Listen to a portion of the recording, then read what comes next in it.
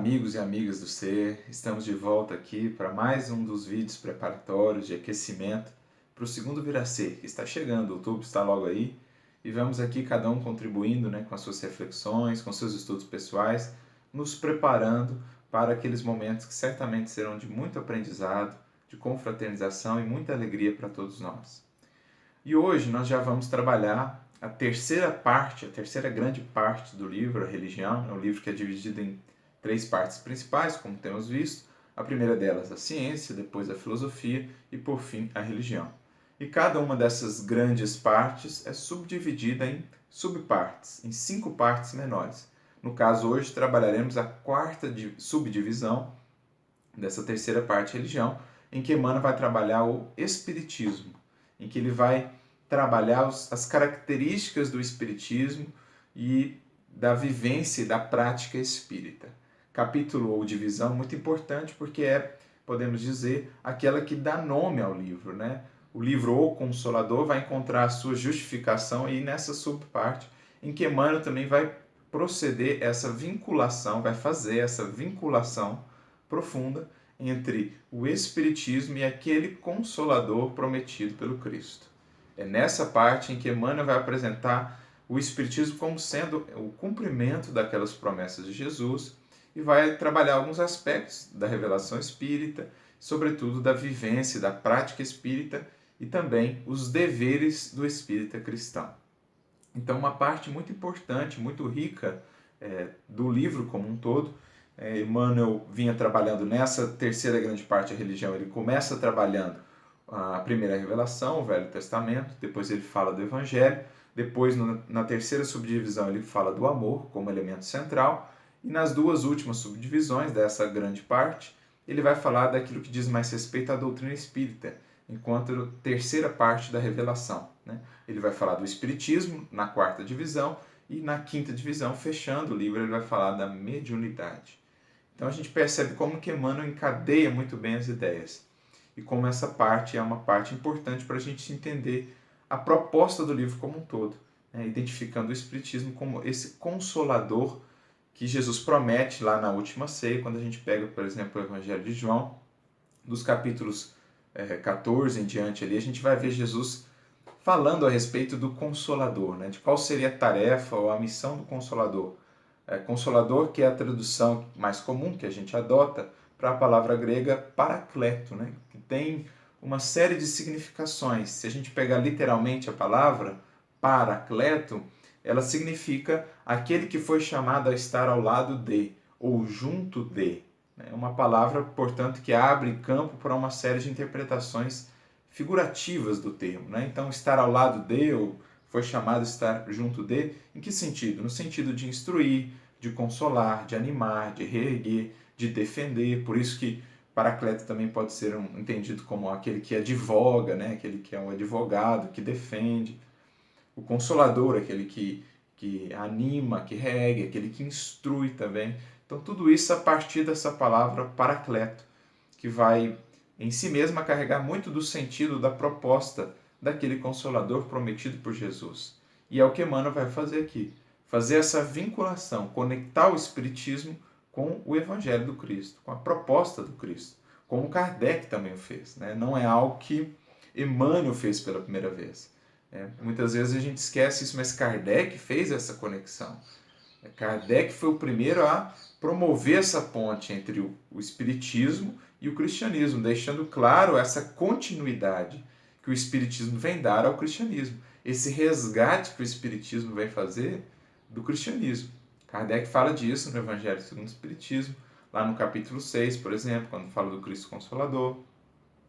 Kardec fala disso no capítulo 1 do livro A Gênese, ele comenta disso também.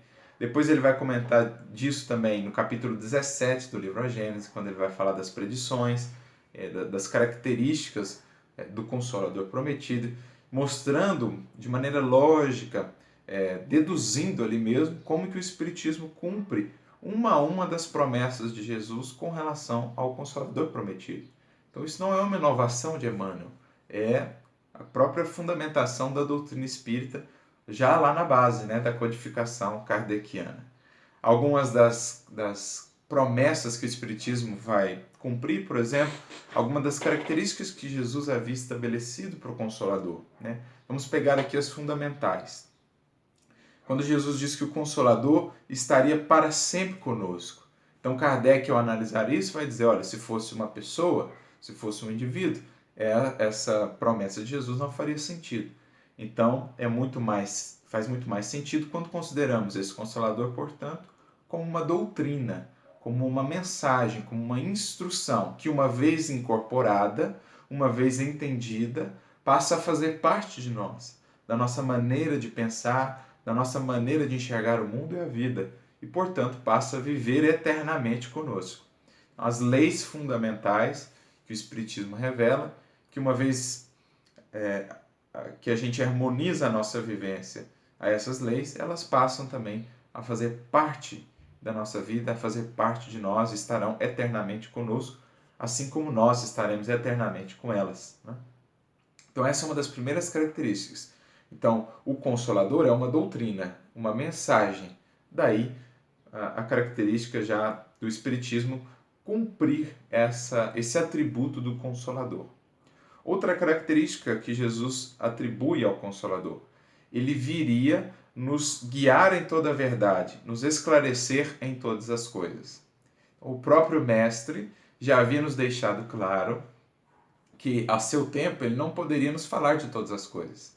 Disse ele, muitas coisas ainda teria a vos dizer, porém agora não podeis suportar. Veja que interessante. Nós não poderíamos suportar a grandeza de todo o conhecimento, né, naquele momento. Era preciso ganhar em maturidade espiritual, individual e coletivamente. A humanidade precisava ganhar em maturidade, em largueza de entendimento para poder abarcar a visão mais ampla do Evangelho que o Cristo havia deixado para nós. Então ele sabia que era preciso tempo, o desenvolvimento científico e filosófico da humanidade para a gente poder entender melhor o que eram aquelas curas de Jesus. Eram milagres ou eram desdobramentos da lei natural que ele, por espírito puro que já era, conseguia trabalhar com naturalidade.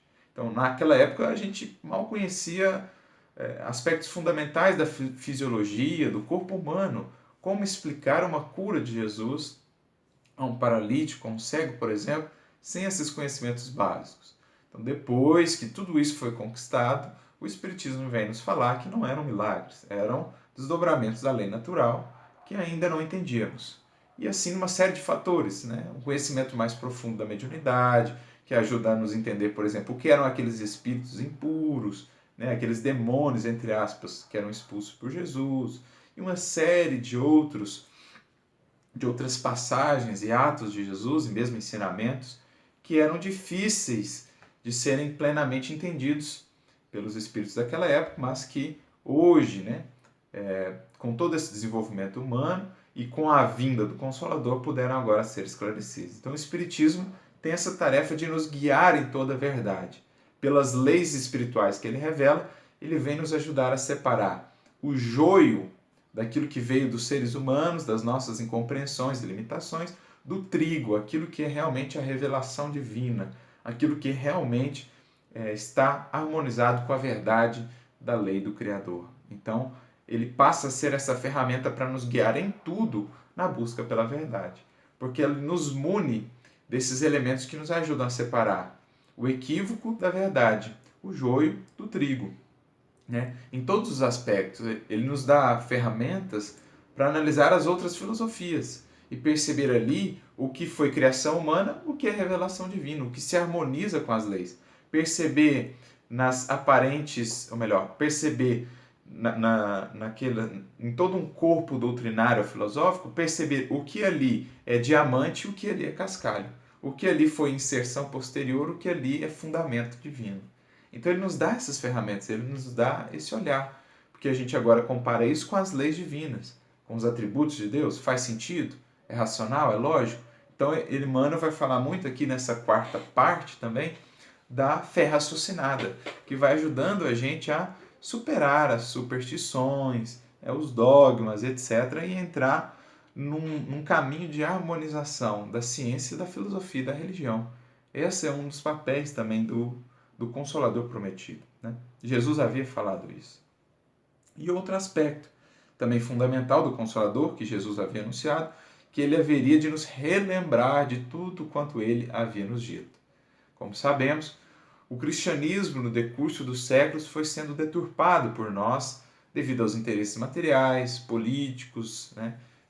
Enfim, uma série de equívocos que fomos criando, deturpando aquela mensagem original de Jesus, do Evangelho, muito simples, universalista, que não estava pautada em rótulos, que não estava pautada em rituais, em formalismos exteriores, mas sim numa vivência, numa prática. E o Espiritismo, portanto, vem recuperar isso, vem tirar as camadas que nós colocamos sobre o Evangelho de Jesus, né? Obscurecendo ele das massas, criando dificuldades interpretativas, afastando Jesus, a sua mensagem, a sua simplicidade das criaturas, criando uma série de artifícios com interesses escusos. O Evangelho vem, ou melhor, o Espiritismo vem retirar o Evangelho dessa tumba onde nós o enterramos, né? Vem trazê-lo novamente à lume, à luz do sol, e trazê-lo às massas, às multidões, esclarecido, retirando as figuras, os simbolismos, e entregando-o agora de maneira clara às criaturas, focando naquilo que é o essencial, a vivência. A vivência. Os atos exteriores variam segundo as culturas, segundo as religiões, mas a vivência é universal. Por isso o Espiritismo foca na caridade no seu sentido integral, não só do auxílio material, mas na caridade no seu sentido amplo, perdão, benevolência, indulgência e todas as virtudes que ela engloba, que são o fundamento do Evangelho. Fundamento esse que independe de qualquer elemento exterior, de crença, de credo, de cor, de raça, de classe social, de cultura, enfim, de etnia, é universal. Então o Espiritismo vem relembrar aquele cristianismo puro, simples, fraterno, universalista, que o Cristo deixou baseado na vivência. Cristianismo é viver em Cristo. Cristianismo é viver com Cristo, né? Os aspectos exteriores são secundários. Primordialmente, todos devemos focar naquilo que é a proposta moral do Evangelho. Então, o Espiritismo cumpre também esse aspecto que Jesus havia estabelecido para o Consolador, de relembrar aquilo que ele havia nos dito, né? Esclarecendo agora a mensagem de Jesus como nunca antes havia sido esclarecido, sobretudo a partir da revelação de novas leis, novas não, de leis tão antigas quanto a criação, mas que para nós ainda eram incompreendidas. Então a gente percebe essa conexão estreita entre o que o Espiritismo vem realizando e aquilo que havia sido prometido. E é o que Emmanuel vai frisar aqui, nessa quarta parte da terceira grande parte do livro, o Espiritismo como Consolador prometido, esclarecendo também os deveres de cada um de nós, espíritas cristãos, para com a vivência e a prática espírita. O dever de renovarmos o nosso mundo interior, o dever de transmitirmos a mensagem de Jesus, não só pelas palavras, mas sobretudo pela vida, o dever de nos mantermos fiéis aos aspectos doutrinários, ao bom senso, à lógica, à clareza de Kardec, e à bondade, à caridade, à humildade de Jesus, né? Então, a importância de mantermos também essa fidelidade doutrinária, esse compromisso com a verdade, vencendo aí o nosso egoísmo, vencendo aí as nossas ilusões e transportando-nos para novos patamares de compreensão. Então, é o que Emmanuel vai trabalhar aqui. Ele vai dividir essa subparte, né, do Espiritismo, ele vai dividir ainda em mais outras 3 subdivisões. Ele vai dividir em fé, em prosélitos e em prática. Então, a fé no sentido dessa fé cada vez mais esclarecida, cada vez mais raciocinada, mais amparada pelos recursos da ciência, da filosofia, do amadurecimento humano. Essa fé também no sentido da fidelidade que compete a cada um de nós em termos de vivência e de fidelidade doutrinária.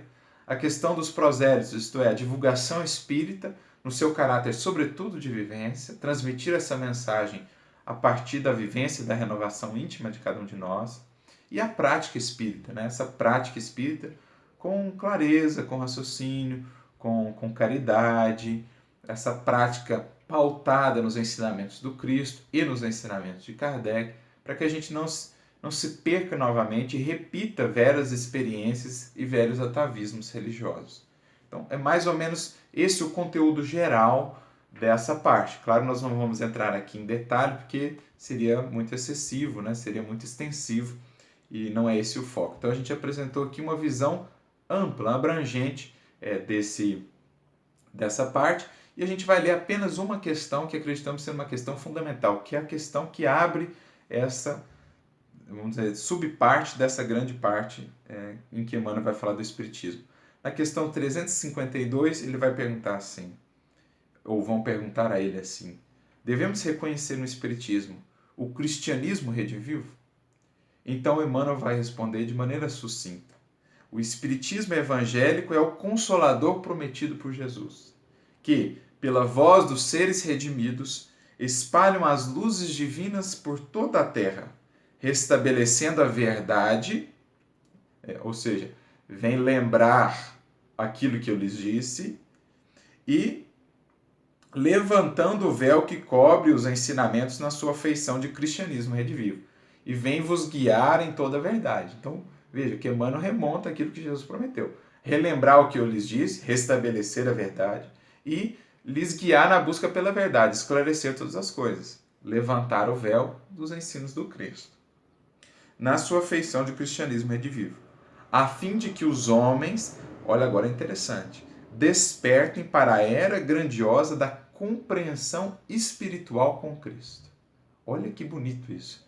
O papel do Espiritismo é despertar o homem para a era da compreensão espiritual com Cristo, em que todos nós despertaremos para o Cristo no seu sentido grandioso, de espírito sublimado, governador espiritual da terra, em que deixaremos de ficar ainda naquele Cristo muito materializado, daquele Cristo muito humano, daquele Cristo criado segundo os nossos interesses, para despertarmos para o Cristo, o grande Espírito que coordena o movimento evolutivo na Terra, para que desmaterializemos o cristianismo e passemos a focar na essencialidade do cristianismo, para que deixemos uma adoração puramente exterior e, enfim, entremos, como Jesus já havia falado lá atrás, na era da adoração em espírito e em verdade, da compreensão espiritual com Cristo. Essa é a proposta do Espiritismo, o Consolador prometido por Jesus, e por isso o nome dado à obra por Emmanuel de O Consolador. Ficam aí essas reflexões, compartilhem, Compartilhem o que vocês entenderam, compartilhem trechos que vocês acham que possam ser interessantes para complementar, enfim, vamos participar, vamos contribuir, vamos construir juntos o conhecimento. Que Jesus e Kardec sigam nos inspirando sempre. Muita luz e muita paz a todos. Fiquem com Deus.